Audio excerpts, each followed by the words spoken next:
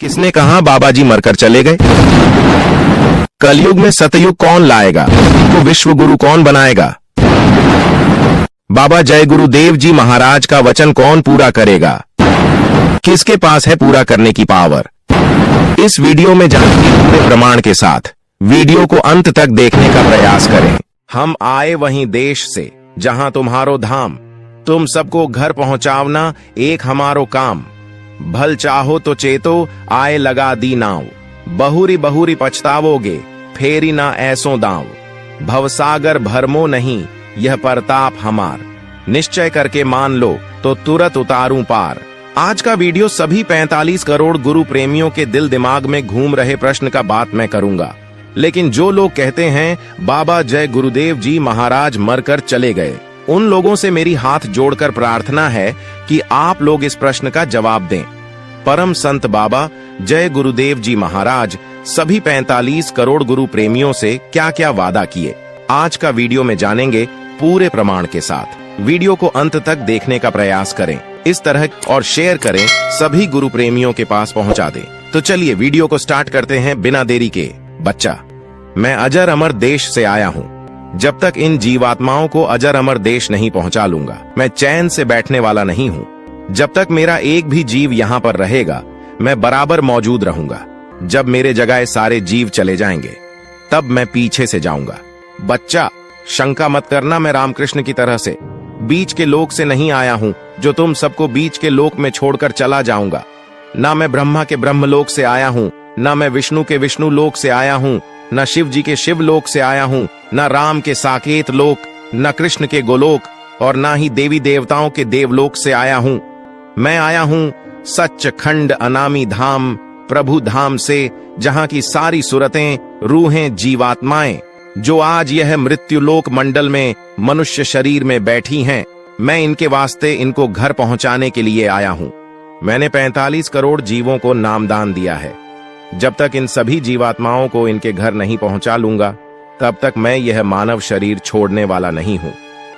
आलर, मैं अगर तुमको याद न करूं तो तुम मुझको याद नहीं कर सकते।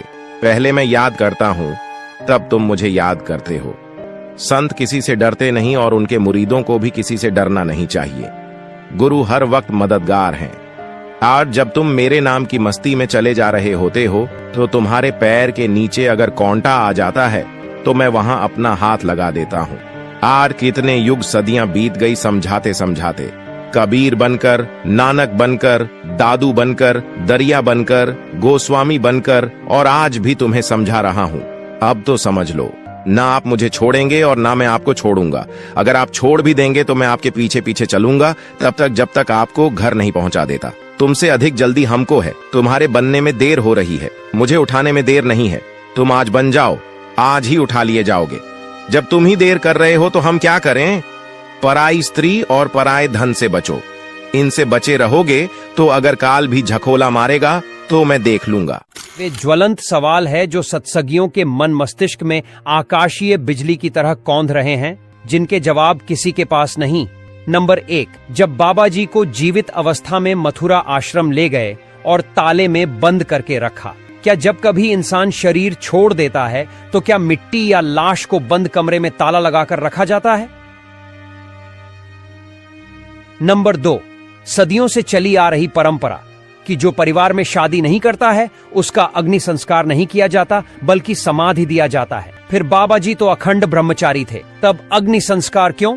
नंबर 3, क्या मथुरा आश्रम पर परम संत बाबा जय गुरुदेव जी महाराज का पूरा शरीर किसी ने देखा या दिखाया गया? जो शरीर या पुतला वहीं पर रखा गया था, ये बाबा जी से मेल नहीं खा रहा था। उसमें तमाम विवाद उसी समय उठ खड़े हुए कि यह शरीर 3.5 फीट का कैसे है। नंबर 4, बाबा जी के नाक के बाईं तरफ ऊपरी हिस्से में मस्सा था, इसमें दाएं गाल पर धब्बा था।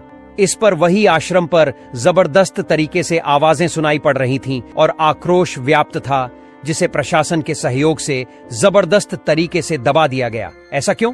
नंबर 5, मथुरा वाले और उज्जैन वाले दोनों कहते हैं कि सही शरीर जलाया गया, तो फिर मृत्यु प्रमाण पत्र कहां है? नंबर 6, संत मत में वसीयत कभी होती ही नहीं। वसीयत एक सांसारिक रीति रिवाज है। बच्चों वाली बचकानी बातें लगती हैं क्या? बाबा जी अपना मथुरा जिला छोड़कर वसीयत करने इटावा की अदालत में जाएंगे? मथुरा में कोर्ट कचहरी नहीं है। दूसरी बात, 100 रुपए के स्टैंप पर 12,000 करोड़ की संपत्ति लिखी कैसे गई और ये मान्य कैसे और क्यों? नंबर 7, धर्म प्रचारक संस्था के अध्यक्ष का चुनाव संस्था के सदस्यों की सहमति से या सबसे अच्छा 45 करोड़ नामदानियों से पूछकर किया जाना चाहिए था, लेकिन ऐसा क्यों नहीं किया गया? जिन्होंने लाखों इंसानों की शराब छुड़ा दी और यो आज माला पकड़कर सुमिरन ध्यान भजन कर रहे हैं, जिन्होंने अपने प्रभावशाली उपदेश, सत्संग व प्रवचन से लाखों की चोरी छुड़वा दी, डाका छोड़वा दिया, जो लाखों करोड़ों इंसानों को बुराइयों के रास्ते से हटाकर अच्छाइयों और सच्चाई के रास्ते पर लाकर खड़ा कर दिया और इस मलिन समय में एक अच्छे सच्चे समाज का निर्माण कर रहे हैं। उनके साथ अगर कोई षड्यंत्र होता है तो निश्चित रूप से यह एक घृणित और गंभीरतम जलालत भरा अपराध है। ऐसे अपराध क्षमा योग्य कदापि नहीं। ऐसे बिरले अनोखे और विलक्षण महापुरुष जिन्होंने अपनी अथाह मेहनत से 45 करोड़ जनमानस का इस पवित्र भारतवर्ष की धरती पर जन जागरण किया हो, सच्चे आत्म कल्याण की शिक्षा दी हो, चरित्र धारण करने की और ईमानदारी से अपना जीवन यापन करने के लिए मार्गदर्शन किया हो, ऐसे महापुरुष के साथ यदि कोई अप्रत्याशित घटना घटती है, भले ही वह उनकी मौत से हो, तो वह घटना इसमें शरीक लोग अति निंदनीय, अक्षम्य और कठोरतम दंड के भागीदार हैं और इनको काल भगवान जो इस सृष्टि के संचालन करता है कदापि नहीं बख्शेंगे। इस घटना के कारण जो करोड़ों की संख्या में सत्संगी भाव विह्वल व शोकाकुल होकर दर दर भटक रहे हैं, उनसे हमारा करबद्ध निवेदन है कि वे स्वामी जी के द्वारा बताए गए सुमिरन ध्यान भजन में लग जाएं और इंतजार करें तथा देखें आगे क्या होने जा रहा है।